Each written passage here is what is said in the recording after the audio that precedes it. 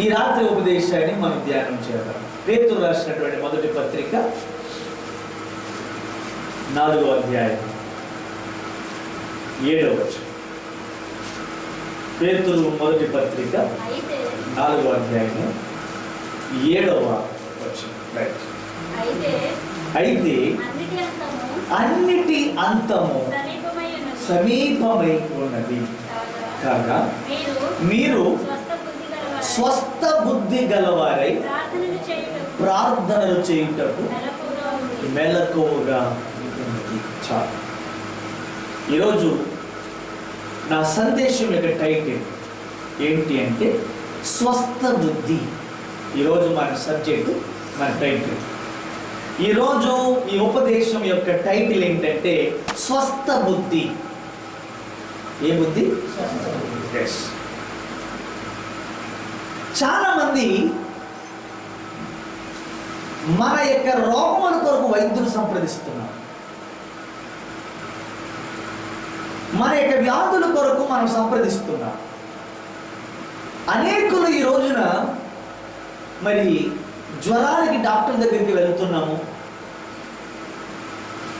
ఏదైనా మన శరీరంలో కలిగేటువంటి ప్రతి వ్యాధికి గుండెకు ఒక డాక్టర్ ఉన్నాడు, లివర్కి ఒక డాక్టర్ ఉన్నాడు, కిడ్నీకి ఒక డాక్టర్ ఉన్నాడు, జనరల్ ఒక డాక్టర్ ఉన్నాడు, కంటికి ఒక డాక్టర్ ఉన్నాడు, ముక్కుకు ఒక డాక్టర్ ఉన్నాడు, చెవికి ఒక డాక్టర్ ఉన్నాడు. వాటికి బలహీనత వచ్చినప్పుడు, రోగం కలిగినప్పుడు మనము దానికి సంబంధించినటువంటి వైద్యుడిని మనం ఏం చేస్తున్నాము? సంప్రదిస్తున్నాము. అయితే దేవాది దేవుడి రాత్రి మనం చెప్పదలుచుకున్నటువంటి అంశం ఏంటంటే అన్నిటి అంతము సమీపమై ఉన్నది. ఏమై ఉందట? అంతము. ఎస్. మీరు ఎక్కడ చూడండి, ఏ మూలన ఏ చోటకి వెళ్ళినా ప్రతి మనిషి నోట వచ్చే మాట ఇదే. ఏమి లేదు మాస్టర్, ఇంక అయిపోయినంత. ఏమి లేదండి పాస్టర్ గారు, అంతా అయిపోయింది. మళ్ళీ ఇంకోటి వచ్చేస్తుందంటగా,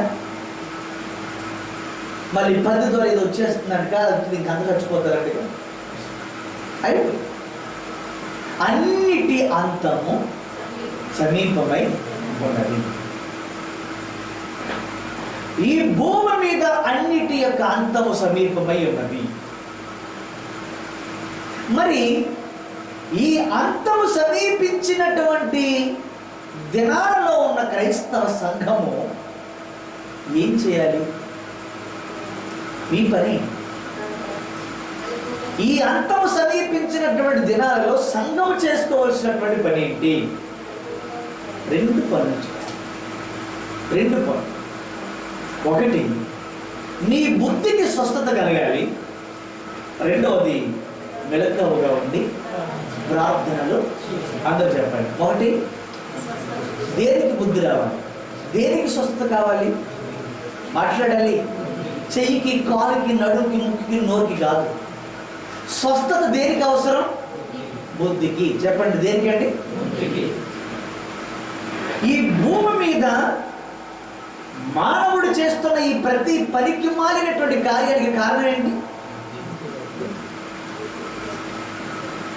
మనం ఈ వారంలో టీవీలో చూసాం, ఒక పైశాచికత్వంతో 7 సంవత్సరాల బాలికను రేప్ చేసిన ఒక వ్యక్తి 7 సంవత్సరాల అమ్మాయిని అఘాయిత్యం చేశాడు. చిన్న పాపని కత్తి పెట్టుకి నరికేశాడు. చూస్తున్నారా? ఏమిటిదంతా? బుద్ధి లేక. మనిషికి ఏమి లేదు? బుద్ధి లేదు. సంగమ అంతము సమీపించినటువంటి దినాలలో మన బుద్ధికి ఏం కావాలి? స్వస్థత కావాలి. చెప్పండి, ఏం కావాలండి? స్వస్థత కావాలి. మన బుద్ధికి స్వస్థత కావాలి. ఇది దేవుడు చెప్తున్నటువంటి మాట. ఈ రాత్రి నేను మరి స్వస్థ బుద్ధి ఎలా కలుగుతుందో, మన బుద్ధిని ఎలా బాగు చేసుకోవాలో ఈ రాత్రి నేను కొన్ని మాటలు చెప్తాను. మీరందరూ జాగ్రత్తగా వినాలి. మీరు వినడమే కాకుండా అనేకులకు ఈ మాటలు చెప్పాలి. నడుము బాగుందా, ఒంట్లో బాగుందా, శరీరం బాగుందా అని అడగటం కంటే ముందు నీ బుద్ధికి స్వస్థత ఉందా అని అడిగాడు. ఆ రోజుల్లో మనకు ఇప్పుడు మనం ఏ రోజుల్లో ఉన్న అమ్మా నీ బుద్ధి స్వస్థత పడిందా అంటే స్వస్థత లేని బుద్ధి ఎలా ఉంటుందో నేను మీకు కొన్ని చూపించి ఆ బుద్ధి స్వస్థపడితే ఎలా ఉంటుందో మరికొన్ని మీకు నేను చూపెడతాను.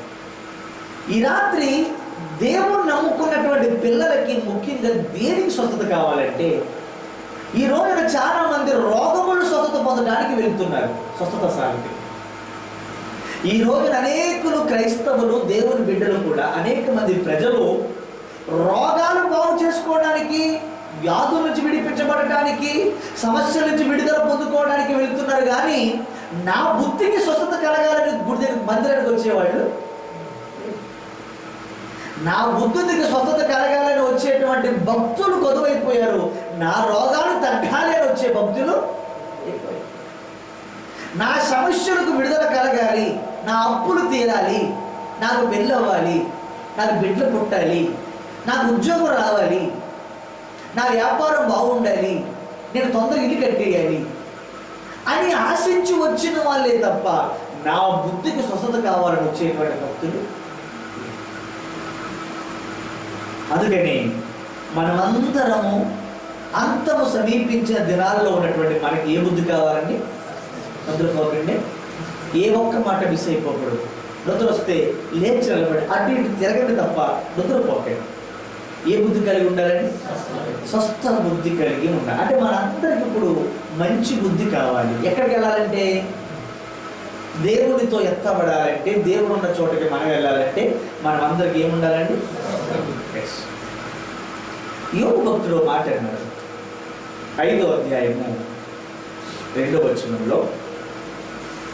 యోబు గ్రంథము 5వ అధ్యాయం 2వ వచనంలో ఒక మాట ఉంది. దౌర్భాగ్యమును గూర్చి ఏడ్చుట వలన, దౌర్భాగ్యమును గూర్చి ఎవడైతే ఏడ్చుట వలన మూడులు ఏమవుతారట? నశించెదరు.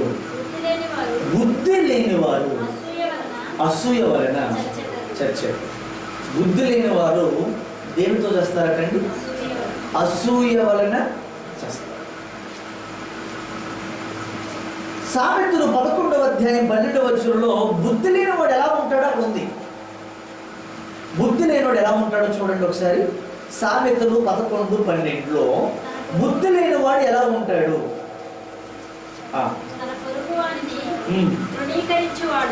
తన పొరుగు వారిని తృణీకరించేవాడు. బుద్ధి లేనివాడు ఎలా ఉంటాడండి? బుద్ధి లేనివాడు ఎలా ఉంటాడట? తన పొరుగు వారిని తృణీకరించేవాడు బుద్ధి లేనివాడు. వివేకి అయిన వాడు మౌనముగా ఉండను. ఎవరైనా ఏదైనా చెప్తే మాస్క్ కట్టుకోరా అని చెప్పవచ్చు. ఎవరికైనా బాగాలేదు కదా, పరిస్థితులు బాగాలేదు, జాగ్రత్తగా ఉండాలి అని చెప్పమనుకోండి. వివేకి ఏం చేస్తాడు? వివేకి ఏం చేస్తాడట? ఏం చేస్తాడు? అమ్మో, నా జాగ్రత్త కొరకు, నా మంచితనం కొరకు, నా క్షేమం కొరకు చెబుతున్నారు అని చెప్పి ఎలా ఉంటాడు? ఎలా ఉంటాడు? మరి బుద్ధి లేనివాడు ఏం చేస్తాడు? ఆడు నాకు చెప్పడం ఏంటి? శానిటైజర్ రాసుకోమని ఆడు చెప్పడం ఏంటిరా? చూసారంటే టీవీలో మన మధ్య ఒక గవర్నమెంట్ ఆఫీసులో, టూరిజం ఆఫీసులో 20 సంవత్సరాలుగా పనిచేస్తున్న ఒక మహిళని వాళ్ళ హెడ్, ఆ టూరిజం ఇండస్ట్రీకి హెడ్ ఆఫీసులో వస్తున్నాడండి. ఆఫీసులో వస్తా ఉంటే ఈ క్లర్క్ 20 సంవత్సరాలు చేస్తుంది అదే ఆఫీసులో పనిచేస్తున్నటువంటి ఆమె, దట్టు ఫిజికల్ హ్యాండిక్యాప్, అంటే ఇంకా కొంచెం ఆమె అంగవైకల్యం. ఆమె అంతగా, సార్ మాస్క్ పెట్టుకోలేదండి అని అడిగింది. ఆ మాస్క్ పెట్టుకోమని అడిగినందుకు కుర్చీ మీద కిందకి లాగేసి సహా ఉద్యోగిని, దట్టు ఒక మహిళని, రేపు మా రిటైర్మెంట్ అవ్వడానికి రెడీగా ఉన్నటువంటి సీనియర్గా ఉన్నటువంటి ఉద్యోగి తన తోటి ఉద్యోగం, తన ఆఫీసులో పనిచేస్తున్న ఉద్యోగం చెయ్యట్టు లాగేసి కాలెట్టి తన్నేసి అక్కడ ఉన్నటువంటి గడపద్దు ఏదో కర్రలాంటి తీసుకుని వచ్చి ఎలా బాత్రూమ్ చూసారా టీవీలో దూడను బాధినట్టు బాధేశారు. ఎందుకు? అది ఏమన్నదని, ఏమంటే మీ భార్యకి బాగాలేదంటే కానీ అడిగిందా, లేకపోతే మీ పిల్లలు ఎంచుకోలేదంటే కానీ అడిగిందా అండి? ఏమన్నదామే? అయ్యో మాస్క్ కట్టుకోలేదు ఏంటంటే, సార్ మాస్క్ కట్టుకోలేదు ఏంటని అడిగినందుకు నన్ను మాస్క్ కట్టుకోమని అడుగుతావా అని బుద్ధి లేనివాడు తన క్షేమమును కోరి ఎవడైనా మంచి చెప్తే దాన్ని ఏం చేస్తారంటే వాడు శానిటైజర్ రాసుకోరంటే పైనుంచి గెందుకు తోతాడు. మాస్క్ కట్టుకోరంటే చూసేవాళ్ళు ఉంటారు. కాస్త దూరంగా కూర్చోండి అంటే నేను దూరం పెట్టేస్తున్నారా అనేవాడు ఉన్నాడు. కూర్చోండిరా నాయన, దూరం కూర్చోండిరా, మన జాగ్రత్త మనం పాటిద్దాం, మన క్రమశిక్షణ మనం పాటిద్దాం అంటే ఎంత కోపం వచ్చేది. నన్ను దూరంగా పెడుతున్నారా అని కోపం వచ్చేసి వాడు స్త్రీలు ఉన్నారు. సంఘంలో ఇప్పుడు ఈ గోర ఎక్కువైపోదు. మీరు గమనించారా? మీరు గత కొన్ని దినాలు కానీ 3 వారాలు కానీ నేను చెప్తున్నదాన్ని వింటున్నారు. మీరు విని రేపు వచ్చిన అలా కూర్చోమన్నారు అనుకుని ఏముంటుంది? నన్ను పక్కన కూర్చోబెట్టావా, నన్ను దూరం చేస్తున్నావు, నాకు ఉందనుకుంటున్నావా, నీకు ఉందని చూసుకో ముందు అని అవివేకంతో మాట్లాడమే తప్ప, అయ్యో నా సోదరి జాగ్రత్త చెప్పింది, ఎదుటివాడితో మాట్లాడేటప్పుడు కనీసం ఒక 3 అడుగులు 4 అడుగులు దూరంగా 6 అడుగులు దూరంగా ఉండాలని చెప్తున్నారు. 6 అడుగులు దూరంగా ఉంటే మన వెనక్కి వెళ్తున్న ముందుకు వచ్చేసే పరిస్థితి ఈ రోజున. అటువంటి మనం చూసి మనం వెనక్కి వెళ్తుంటే వాళ్ళ మనసు పైనుంచి కింద ఎలా దగ్గర చూస్తున్నారు. కాస్త దూరంగా ఉండయా అని అంటే వాళ్ళకి ఏమొచ్చేస్తుంది. ఇక అవసరమైతే ఇంకా మరీ మూర్ఖత్వం అయితే ఇక గుడే మానేతాడు. ఇంకా ఏం చేస్తాడండి? ఇంకా ప్రార్థన మానేతాడు. ఇంకా మరి అలాంటి పరిస్థితి వస్తుంది. అందుకని ఈయనేమంటారు? బుద్ధి లేనివాడు. బుద్ధి లేనివాడు పొరుగు వాని యొక్క మాటలు ఏం చేస్తాడట? తృణీకరిస్తాడు. వివేకి అయిన వాడు వింటున్నారా? ఎప్పుడైనా ఎవరైనా ఒక మంచిని చెప్పినప్పుడు దాన్ని మౌనముగా స్వీకరించే గుణం ఎవరిది? వివేకము. ఈ రోజున పాస్టర్లకి నీకు తెలియదయ్యా నేను చెప్తున్నానంటే వాడికి ఎంత కోపమో. నేను సీనియర్, నువ్వు సీనియర్, నువ్వు ఎంత సీనియర్ అయితే ఏమిటి, నీకు లేని ప్రత్యక్ష దేవుడు వాడికి ఇచ్చాడు. ఎప్పుడైనా వేదికల మీదకి వెళ్ళేటప్పుడు ఒకసారి నేను నాతో పాటు మరి చిన్నాను కూడా వచ్చినట్టున్నాడు, పాస్టర్ కూడా. పాస్టర్ పాటు వివాహానికి వెళ్ళాం. నన్ను మ్యారేజ్కి పిలిచారు. పెద్దపల్లి గిడియోన్ గారు వాళ్ళ మరి సాల్మన్ రాజు గారి యొక్క తాలూకు తుమ్మల పెళ్ళి, వాళ్ళ యొక్క గిడియోన్ అని ఒక లాయర్ ఉంటాడు, వాళ్ళ కూతురు పెళ్ళికి నేను ముఖ్య ఉపదేశకుడిగా వెళ్ళాను. పాస్టర్లకు నేను ముఖ్య ప్రసంగికుడు. ఆ విషయం కూడా తెలుసుకోకుండా ఒక పెద్ద ఆయన మరి నేను వాక్యాన్ని బోధిస్తున్నాను. అయితే నేను వెళ్ళే వరకు వెయిటింగ్ చేస్తూనే ఉన్నారు, పాడుతున్నారు, చెప్పేవాళ్ళు చెప్తున్నారు, మాట్లాడుతున్నారు. వెళ్ళిన వెంటనే 5 సెకండ్లో ఇలా కూర్చుని ప్రార్థన చేసుకునే వెంటనే ప్రసంగించారు. మరి వివాహం అంటేనే చాలా నేరో సమయం, చాలా విలువైనది, అది ఎంతో విలువగా ఉపయోగించుకోవాల్సింది. అయితే నాకు అరగంట ఇచ్చాడు, మిగిలిన వారికి 10-15 నిమిషాలు ఇచ్చారు. ఇచ్చినప్పుడు ఒక పెద్ద పాస్టర్ గారు ఒక పెద్ద ఆయన ఏమన్నారంటే, ఆ వెనకాల కూర్చొని, ఇంత సీనియర్ని, ఇంత అనుభవం కలిగినటువంటి వాడిని, ఎన్నో వివాహాలు చేసినటువంటి నాకు 10 నిమిషాలు ఇచ్చారు, కుర్రోళ్ళ కనబడుతున్న వాడికి అరగంట ఇచ్చారు అన్నాడు మోజేష్ పాస్టర్ గారు తొమ్మిది అని. అధ్యక్షుడు వారిని విమర్శిస్తున్నాడే, నేను ఎంత సీనియర్ని, నేను ఎంత జూనియర్ అన్నట్టుగా మాట్లాడుతున్నాడు. దేవుడు ఒక్కొక్కరికి ఒక సమయంలో ఒక్కొక్క ప్రత్యక్షత ఇస్తాడు. నీకు తెలియదు దాన్ని నేను చెప్పినప్పుడు, ఇప్పుడు నీకు తెలియనప్పుడు నువ్వు చిన్నవాడివో పెద్దవాడివో కాదు, ఎంత చిన్నవాడే చెప్పినా అది నీకు తెలియనప్పుడు నువ్వేం చేయాలి? మౌనముగా. అంటే నా వయసు ఎంత, నా అనుభవం ఎంత, నేను ఎంతటి వాడినో నీకు తెలుసా, నా జ్ఞానం ఎంత, నేను ఎంత అనుభవం, నా అనుభవం ఏంటి, నీ అనుభవం ఏంటి? అనుభవం కాదు, ఇక్కడ దేవుడు ఇచ్చే ప్రత్యక్షత ముఖ్యమైనది. దేవుడు ఒకసారి చిన్నపిల్లలు వాడుకుని మనకి చెప్తాను, ఒక్కొక్కసారి పిల్లలే మనకి బుద్ధి చెప్తుంటారు తెలుసా మీకు. చిన్నపిల్లలు ఒకసారి నువ్వు అదేంటి ఎలా అంటున్నావు, తప్పు కదా, ఏయ్ నువ్వు నా కొడుకు నువ్వు నాకు చెప్తున్నావు ఏంటని అనడానికి వీలు లేదు. దేవుడు వాడితో చెప్పించాడేమో. మాట వినటువంటి బిలాముకి బుద్ధి చెప్పడానికి దేవుడు దేనికి మాట ఇచ్చాడు, గాడిదకు మాట ఇచ్చాడు. అది మనుషులు చెప్తే వింటలేదు వాడు. ఆ ప్రజలు నా వారు, నేను వారి పక్షాన్ని విజయం ఇస్తున్నాను, నేను ఆల్రెడీ డిసైడ్ చేసేసాను వాళ్ళకే విజయము అని చెప్పినా సరే వినకుండా ఈ ప్రవక్త డబ్బు కమ్ముడైపోయి గాడిదకి వెళ్ళిపోతున్నాడు. ఇక దేవుడు వీడు ఎలా లేసా లాభం లేదు, వీడు ఇనిదలేడని చెప్పేసి వాడు ఏ గాడిద దిక్కి వెళ్తున్నాడు ఆ గాడిదకి దేవుడు ఏం ఇచ్చాడంట, మాట ఇచ్చాడు. అప్పుడు గాడి చెప్పిందంటే దేవుడికి వ్యతిరేకంగా వెళ్తాను, వెనక్కి వెళ్ళాను. దేవుడు నా మనకి స్తోత్ర. దేవుడు ఏం చెప్తా ఉంటాడు, ఆయన ఏ విధము చేతనైనను మనతో ఏం చేస్తూ ఉంటాడు, మాట్లాడుతూ ఉంటాడు. దేవుడికి స్తోత్రం చెప్పండి. ఏ బుద్ధి కావాలి మనకి, ఎలా జరిగాను ఇంకా ఏ బుద్ధి కావాలి, స్వస్థ బుద్ధి. ఏ బుద్ధి కలిగి ఉండాలి మనము, ఆరోగ్యకరమైన బుద్ధి కలిగి ఉండాలి. రైట్. బుద్ధి లేని వాడు ఎలా ఉంటాడు, మళ్ళీ చెప్పండి. బుద్ధి లేని వాడు ఉంటే గుణం ఏంటి, మాటను తృణీకరించుట. చెప్పండి అందరూ. బుద్ధి లేని వాడు బుద్ధి లేని వాడికి ఉంటే బలహీనత ఏంటంటే మాటను. అమ్మ ఎన్నిసార్లు చెప్పినా, నాన్న ఎన్నిసార్లు చెప్పినా, దైవజనుడు ఎన్నిసార్లు చెప్పినా, వాక్యం ఎన్నిసార్లు చెప్పినా పట్టించుకోని వాడు ఎవడు,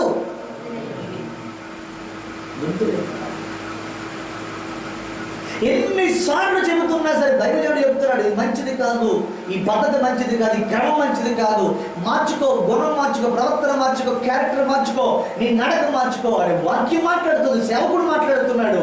ఎన్నిసార్లు మాట్లాడినా కూడా పట్టించుకున్న వాడిని ఏమన్నాడు, బుద్ధి లేనివాడు. వివేకైన వాడు ఎలా ఉంటాడట, మౌనముగా ఉండును. రోమపత్రిక 1వ అధ్యాయం 22, 23. రోమపత్రిక 1వ అధ్యాయము 22, 23. వారి అవివేక హృదయము ఏమైపోయింది, వారి అవివేక హృదయం ఏమైపోయింది, అంధకారమాయను. తాము జ్ఞానులమని చెప్పుకొనుచు. హల్లెలూయా.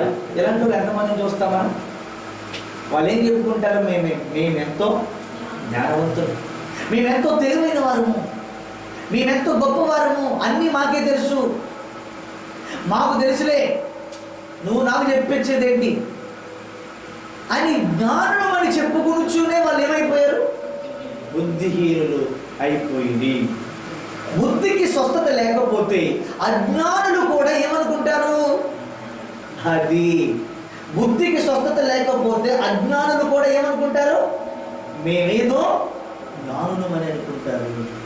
అవివేకి కూడా ఏమనుకుంటాడు, నేను వివేకి అనుకుంటాడు. బుద్ధికి స్వస్థత లేకపోతే అజ్ఞాని ఏమనుకుంటాడు, జ్ఞాని అనుకుంటాడు. అవివేకి ఏమనుకుంటాడు. సామెతలు 15:5. సామెతలు 15:5 అద్భుతమైన మాట. మూఢుడు తన తండ్రి చేయు శిక్షను ఎన్నిసార్లు గద్దించినా, కొట్టినా, తిట్టినా, బాధినా, మూఢుడు తన తండ్రి చేయు శిక్షను ఏం చేస్తాడట, తిరస్కరించును. గద్దింపునకు లోబడు వాడు, ఆమేన్, గద్దింపునకు, దేవుని వాక్యపు యొక్క గద్దింపునకు, దైవజనుడి యొక్క గద్దింపునకు లోబడిన వాడు ఏమవుతాడు. ఒక మాట అడిగిన చెల్లెళ్ళు, తమ్ముళ్ళు, అక్కలు, అన్నలు, అమలరా ఒకసారి వినండి. వాక్యము చేత నేను మిమ్మల్ని గద్దించినప్పుడు అది ముఖాముఖిగా అవనివ్వండి, పరోక్షంగా అవనివ్వండి, నేను దేవుని ప్రతినిధిగా, దేవుని సేవకుడుగా నేను మిమ్మల్ని గద్దించినప్పుడు ఆ గద్దింపునకు లోబడేవాడు ఏమవుతాడట, ఏమవుతాడు, బుద్ధిమంతుడు అవుట ఎలా అని పుస్తకాలు ఎక్కడైనా రాశారేమో, ఎక్కడైనా చూడండి, ఎవడు రాయి, అది ఎవరికి సాధ్యం కాదు. బుద్ధిమంతుడు అవుట ఎలా, ఐశ్వర్యవంతుడు అంటే ఎలా అని పుస్తకాలు ఉన్నాయి. మీలో కోటేశ్వరుడు అవుతే ఎలా పుస్తకాలు ఉన్నాయి. బుద్ధిమంతుడు అవ్వాలంటే ఎలా ఎవ్వడు చెప్పు. నీవు బుద్ధిమంతుడిగా మారాలంటే ముందు నీకు ఏ గుణం ఉండాలి? గద్దింపునకు లోబడే. మీరు వచ్చేది ఎందుకు? గద్దింపును విని తృణీకరించడానిక? గద్దింపును విని లోబడటానిక? చాలా చక్కగా మనం పరిశీలన చేస్తున్నాం. నేను ఎందుకు చెప్తున్నా, వాక్యాన్ని ఏం చేస్తున్నాం రాత్రి మనం పరిశీలన. మీరు వాక్యమని గద్దింపునకు లోపడడానికి వస్తున్నారా, తృణీకరించడానికి వస్తున్నారా? ఈ రోజున తృణీకరించి ఎందరో దౌర్భాగ్యులైపోయారు, తృణీకరించి దుష్టులైపోయారు. తండ్రి మాటను తృణీకరించిన తప్పిపోయిన కుమారుడు ఏమయ్యాడు? ఐశ్వర్యవంతుడు, కోటీశ్వరుడు అయినటువంటి కుమారుడు పందులు తినే పొట్టును తింటున్నాడు. వాడికి ఆ గట్టి ఎలా పట్టింది? తండ్రి మాటను వాడు పరలోకపు తండ్రి యొక్క మాటకు ఎవడైతే లోబడడో వాడు ఏం తింటాడు? గడ్డి తింటాడు. దానియేలు కాలంలో ఒక రాజు దేవుని మాటకు లోబడకపోవటం వల్ల కనుక వాడు ఏం తిన్నాడు? గడ్డి తిన్నాడు. అని బైబిల్లో ఏం తిన్నాడండి? గడ్డి తిన్నాడు. ఎంతమంది చెప్పినా వింటలేదు. నేను ఒకడంటాడు, మా నాన్న బొటన వేలు కంటే నా చిటికిని వేలు పెద్ద గొప్పది అన్నాడు. దేశంలో ఉన్నటువంటి మంత్రులు, పెద్దలు, ప్రధానులు అందరూ వచ్చి, ఆ బాబు నీ తండ్రి తర్వాత సింహాసనం చిన్న వయసులో దేవుడు నీకు ఇచ్చాడు, మేమందరం నీకు లోపడతాం, మేమందరం నీ మాట వింటాం, దేవుడు నీకు ఆధిక్యత ఇచ్చాడు. అయితే మీ నాన్నగారి పాలనలో శిక్షలు చాలా భయంకరంగా ఉన్నాయి. మీరు శిక్ష యొక్క విధానాన్ని తగ్గిస్తే దేశంలో ఉన్న ప్రజలందరూ మీకు ఎంతగానో రుణపడి ఉంటారు, అందరూ చక్కగా మీ మాట వింటారు అని కొందరు పెద్దలు చెప్తే వాడి వెంటనే అలాగే అని చెప్పి తన తండ్రి కాలంలో ఉన్న పెద్దలు పిలిచి ఆలోచన చేయవలసినోడు వీడితో పాటు క్రికెట్ ఆడేవాడితో మాట్లాడాడు. వీడితో పాటు జోదం ఆడేటువంటి వాడు, వీడితో పాటు శుభ్రంగా పేకట్ ఆడే వాళ్ళ దగ్గరికి వెళ్ళి ఇలా వచ్చాడు నా దగ్గరికి ఏం చేయమంటారు? నేను ఎవరిని అడుగుతున్నాడు? వీడి ఫ్రెండ్స్ని అడుగుతున్నాడు. వెళ్ళి వాళ్ళు ఏమంటారు? అదేనే మీ నాన్నకంటే ఇంకా మంచి పేరు తెచ్చుకోవాలని చెప్తారంటాడు. వాళ్ళు ఏమంటారు? రే సెక్స్ తగ్గించేస్తే మా మాట ఎవడంటాడో ఇంకా పెంచాలన్నాడు. అప్పుడు వచ్చి మా నాన్న బొటన వేలు కంటే నా చిటిని వేలే పెద్దది అన్నాడు. రెహబాబు రెహబాబు ఏమన్నాడు? మా నాన్న బొటన వేలు కంటే నా చిటిని వేలే అంటే నేను డబల్ చేస్తాను అన్నాడు. ప్రజలు చూసి రాళ్ళు ఎట్టి తరించారు. సరే, రాళ్ళు పెట్టి తరిమారండి. తండ్రి మాట విననివాడు, దేవుని మాట విననివాడు, సేవకుని మాట విన్నవాడు గమనిస్తున్నారు. మీరు ఇక్కడికి వచ్చేది గద్దింపును తృణీకరించడానికి కాదు, గద్దింపునకు. ఆమేన్. ఎందరో వచ్చారు వెళ్ళిపోయారు, ఎందరో వచ్చారు వెళ్ళిపోయారు. ప్రతి సంఘములో, ప్రతి సహవాసములో వస్తూ ఉంటారు, వెళ్తూ ఉంటారు, వస్తూ ఉంటారు, వెళ్తూ ఉంటారు. ఇది కాదని అక్కడ, అది కాదని అక్కడికి తిరుగుతూనే ఉంటారు. ఎందుకు వాళ్ళు సంఘాలు వదిలిపెట్టి వెళుతూ ఉంటారు అంటే వాళ్ళు వాక్యమును పరిశీలనగా తెలుసుకునేవారు. వీడు మరొకడు పాడు చేయడానికి ప్రయత్నిస్తూ ఉంటాడు. నీవు లోపడతావేమో, నేను లోపడను, నా లెక్కది కాదు. నీ స్థాయి వేరు, నా స్థాయి వేరు, నీ స్టేటస్ వేరు, నా స్టేటస్ వేరు. తీరా చూస్తే వీడి స్థాయి కంటే వాడి స్థాయి బెటరు. వీడు ప్రకృతి సంబంధంగా మాట్లాడి ఆత్మ సంబంధంగా ఉన్నటువంటి వాడిని ఏం చేస్తారంటే వాడు చేస్తూ ఉంటాడు. దేవుని నామానికి స్తోత్రం చెప్పండి. హల్లెలూయా. ఈ రోజున అనేకులు విశ్వాసులు దౌర్భాగ్యులుగా, భక్తిహీనులుగా, ఎందుకు పనికిరైనటువంటి వారిగా, బుద్ధిహీనులుగా అనేకులు తయారైపోవడం కారణం ఏంటో తెలుసా? దేవుని యొక్క వాక్యం అనే గద్దెంపునకు వాళ్ళు ఏం చేయని వాళ్ళు. లోబడిన వాడు ఏమవుతాడు? అంతకంత నేను స్తోత్రం చెప్పండి. ఉన్నారు మన సంఘాలు అటువంటి వారు ఉన్నారు, మన సహవాసాల్లో ఉన్నారు అటువంటి వారు. దేవుని మహాకృపను బట్టి దేవుడు మనకి ఇచ్చిన 5 సంఘాలలో ఉన్న ప్రతి సంఘ పెద్ద కూడా వాక్యానుసారంగా దేవుడికి లోబడిన వాళ్ళు. నేను స్తోత్రం చెప్పండి. హల్లెలూయా. వాక్యానికి లోబడేటువంటి వాడు, వాక్యానికి లోబడేటువంటి వాడు ఇంకా ఇంకా ఇంకా తగ్గుతాడు తప్ప వాడు ఇంకను ఎదగాలనుకునేవాడు ఏమవుతాడు? ఒదుగుతూ ఉంటాడు. మీకు అర్థమవుతుందా? ఎదిగేటువంటి ఏ మొక్క అయినా సరే ఒదిగి దేవుని నామానికి స్తోత్రం చెప్పండి. నీవు నీ జీవితంలో పైకి వెళ్ళాలంటే నీలో ఏముండాలి? నీవు ఇంకా ఇంకా నీవు తగ్గే కొలది ఏమవుతావు? మీరు ఎప్పుడైనా గమనించే ఫోర్స్ని మనం అంచే కొలది ఇదేమవుతుంది? పైకి వెళ్తాం. మనం ఎంత ఎత్తుకి పంపించాలనుకున్నాం అంత ఫోర్స్ లోపలికే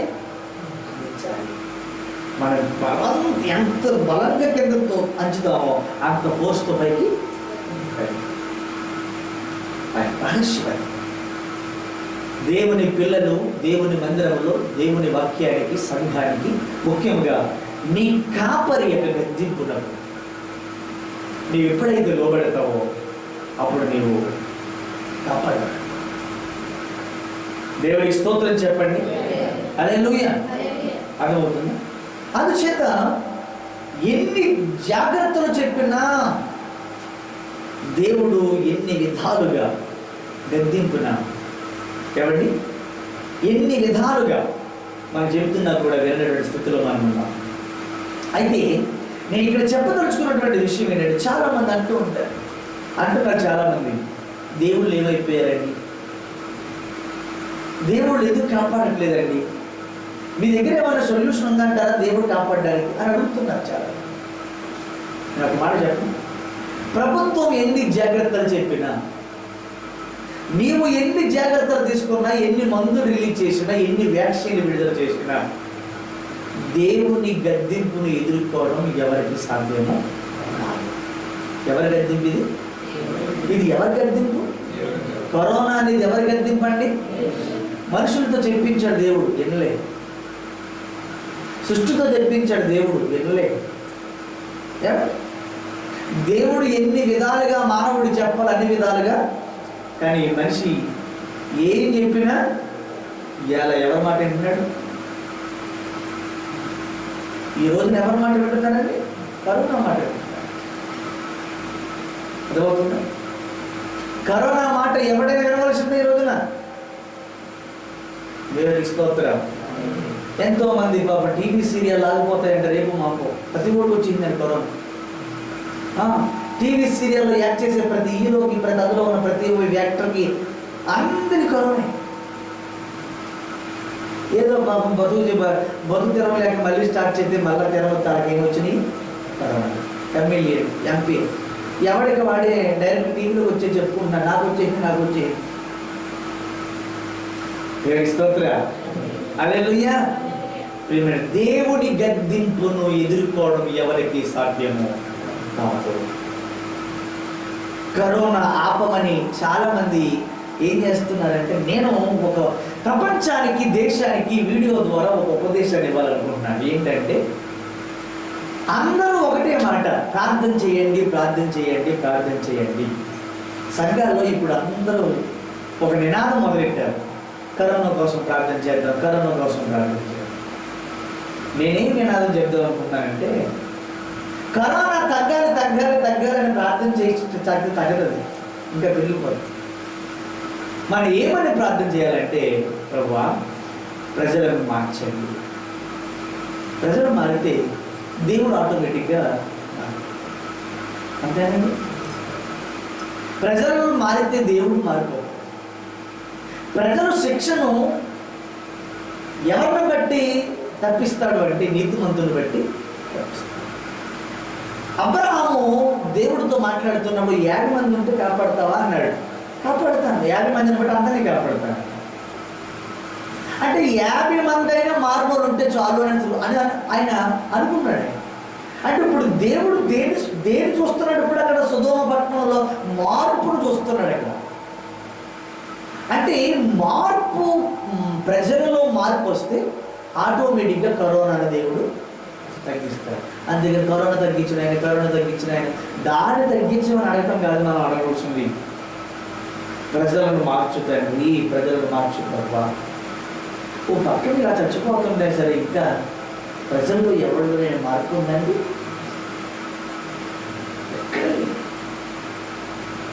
తెల్లవారు లేస్తే టీవీలో అగాయించారు, నరుక్కోవడం, పొడుచుకోవడం, చంపుకోవడం, కొట్టుకోవడం.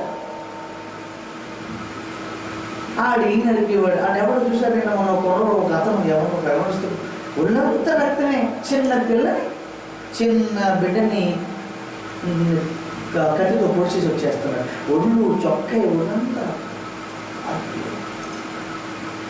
నేను స్తోత్రం చెప్పాను. హల్లెలూయా. ప్రియమైనటువంటి దేవుని యొక్క బిడ్డలారా, దేవుడు మనందరికి ఏ బుద్ధి ఇవ్వాలి? స్వస్థ బుద్ధి. చెప్పండి, ఏ బుద్ధి అండి? బుద్ధిలో స్వస్థత ఉంటే దేవుడు ఆజ్ఞాపించినవన్నీ వాళ్ళు ఏం చేస్తారు? చేస్తారు. నీ బుద్ధిలో స్వస్థత ఉందనుకోండి, దేవుడు ఆజ్ఞాపించినవన్నీ మనం చేస్తాం. బుద్ధిలో స్వస్థత లేకపోతే మనం చేయవలసిన కార్యాలు మనము చేయం. మనం చేయవలసిన చేయలేకపోవడం కారణం ఏంటంటే మన బుద్ధులు ఏమి లేక, స్వస్థత లేక. హల్లెలూయా. అందుకే దేవుడు అన్నాడు, అన్నిటి అంతము, రాజ్యాలు అంతము, అధికారుల అంతము. చూసారా, చైనాకి భారతదేశానికి యుద్ధాలు ఇంకెలాగే ఒకరి మీద ఒకరు చేసుకుంటానే ఉంటారు. యుద్ధ సమాచారం, తెగుళ్ళు అన్నాడు వచ్చేసాయి, భూకంపాలు అన్నాడు వచ్చేసాయి, యుద్ధాల గురించి వింటారన్నాడు వినేస్తున్నాం, చూసేస్తున్నాం. దేవుని స్తోత్రం చెప్పండి. హల్లెలూయా. అన్నిటి అంతము సమీపించింది. హల్లెలూయా. అన్నిటి అంతము. ఎస్. మనము ఏం చేయాలండి? స్వస్థ బుద్ధి గలవారమై ప్రార్థించాలి. దేవుడు నామమున స్తోత్రం చెప్పండి. ఏ బుద్ధి కావాలండి మనందరికీ? స్వస్థ బుద్ధి. అర్థమైందా? ఇప్పుడు మారవలసింది ఏంటి? బుద్ధి. ఇప్పుడు స్వస్థ దేనికి కావాలి? మన బుద్ధికి కావాలి. ఆమేన్. గతమును మన్నించి గుణవంతునిగా చేసి నన్ను మలచి నన్నే మరిపించి, గతమును మన్నించి గుణవంతునిగా చేసి నన్ను మలచి నన్నే మరిపించి మనిషిగా మార్చినావు, నీ మనసు నాకిచ్చినావు, మనిషిగా మార్చినావు. ఏమైనా నీ మనసు నాకిచ్చినావు. యేసయ్యా, యేసయ్యా. ఏమైనా ఎంతో మంచివాడవయ్యా. యేసయ్యా, యేసయ్యా. ఎంత మంచి మనసయ్యా. నీవే నా రక్షణ, నీవే నిరీక్షణ, నీవే నా దీవెన, నీవే క్షమాపణ, నీవే నా రక్షణ, నీవే నిరీక్షణ, నీవే నా దీవెన, నీవే క్షమాపణ. యేసయ్యా, యేసయ్యా. ఎంత మంచివాడవయ్యా. యేసయ్యా, యేసయ్యా. ఎంత మంచి మనసయ్యా. యేసయ్యా, యేసయ్యా. ఎంత మంచి వాడవయ్యా. యేసయ్యా, యేసయ్యా. ఎంత మంచి మనసయ్యా. యేసయ్యా, యేసయ్యా. ఎంత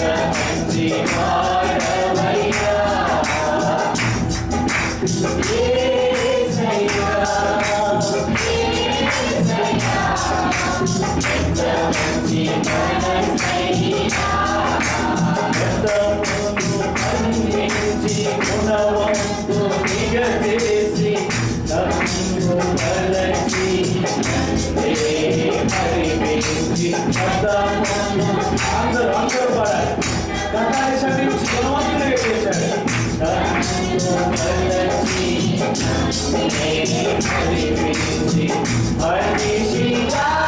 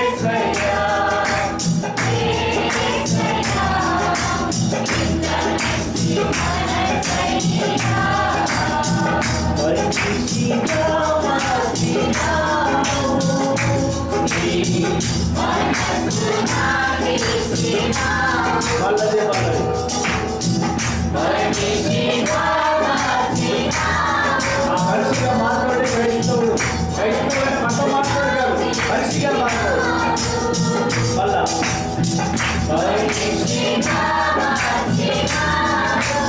మతంగా మాత్రం ఉంటారు.